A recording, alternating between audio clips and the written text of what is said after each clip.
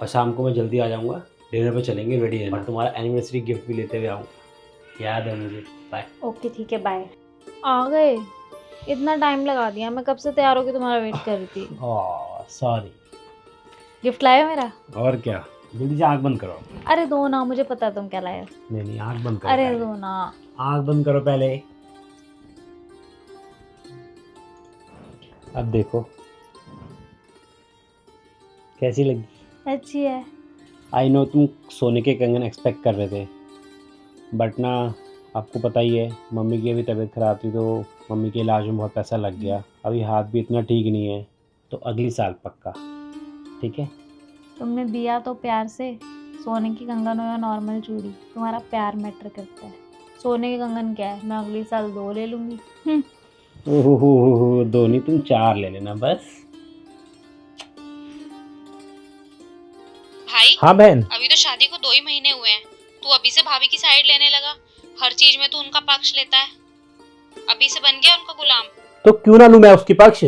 7 जन्म के वादे करके 7 फेरे लेके मैं उसको घर लेके आया हूं अपने भरोसे पे, तो मैं उसकी पक्ष नहीं लूंगा और मैं उसको इज्जत और सम्मान नहीं दिलवाऊंगा अपने घर में, तो कौन दिलवाएगा? पर उन्हें भी तो समझना चाहिए ना, वो कब हमारे तौर तरीके सीखेंगी। अभी 2 महीने हुए शादी हुए पे, तुम्हें लगता है बस 2 महीने के अंदर वो तुम्हारे हिसाब से ढल जाए? उसको भी तो टाइम लगेगा इस माहौल में एडजस्ट होने में। तुम उसको टाइम ही कहां दे रहे हो? तुम चाह रहे हो बस पहले दिन से जब से आई है तुम्हारे हिसाब से तुम्हारे माहौल में ढल जाए।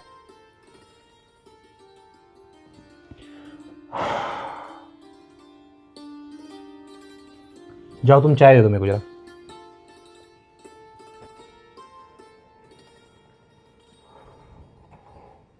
तुम्हारी तबीयत ज़्यादा ख़राब है ना?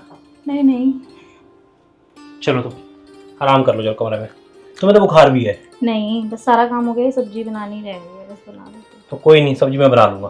तुम्हारा तो कुछ काम था ना इम्पोर्टेंट। अरे काम बाद में होता रहेगा यार, तुम चलो जल्दी से, भी तुम आराम करो। तुम्हें आता है ये बनाना? नहीं आता तो क्या हो गया, तुम मेरे को बताते रहना, मैं बना लूँगा बस।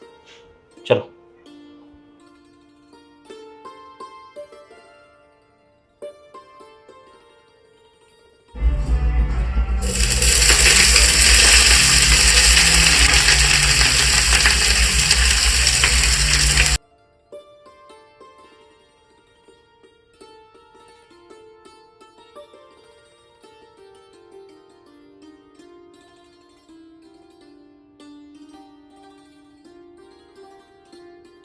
जब गुड़िया ने तुझे फोन करके बता ही दिया कि क्या बात हुई थी, तब भी तूने बहू को कुछ नहीं बोला। इतना भी भूत बन के रहना ठीक नहीं है ना बेटा। जब उसकी गलती है तो उसे बोल, ये सब थोड़ी चलता है घर के अंदर। तू तो बिल्कुल ही जोरू का गुलाम हो गया है, उसकी गलतियों पे भी उसे कुछ नहीं बोलता है। मम्मी, मैं किसी एक की बात सुन के तो अपने घर में कलेश नहीं कर सकता ना। मुझे तो पूरी बात नहीं बताना क्या हुआ था क्या नहीं हुआ था। और मम्मी एक चीज, कोई भी कहानी का वो हिस्सा नहीं बताता जिसमें वो गलत हो।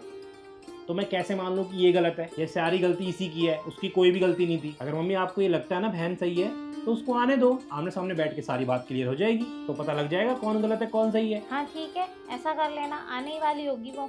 मैं किसी एक की बात सुन के तो मम्मी ऐसे फैसला नहीं कर सकता ना, अपने घर में कलेश तो नहीं कर सकता ना। और अगर एक पल को इसकी गलती होगी भी, चलो मैं मान ली इसकी गलती है, बस सारी गलती इसी की हो, ऐसा तो मम्मी नहीं हो सकता। मैं भी जानता हूँ अपनी बहन को और अपनी बीवी को भी, ऐसा तो नहीं हो सकता मम्मी कि बहन ने कुछ ना बोला और सारी गलती इसी की हो। हाँ, तुझे तो ये कभी गलत लगेगी ही नहीं। हम सारे गलत हैं, मैं भी गलत हूँ, तेरी बहन भी गलत है, बस यही महारानी ठीक है। नहीं मम्मी, मैं ये तो नहीं बोल रहा हूँ आप लोग गलत हो। मम्मी, बहन को आप भी जानते हो और मैं भी जानता हूँ।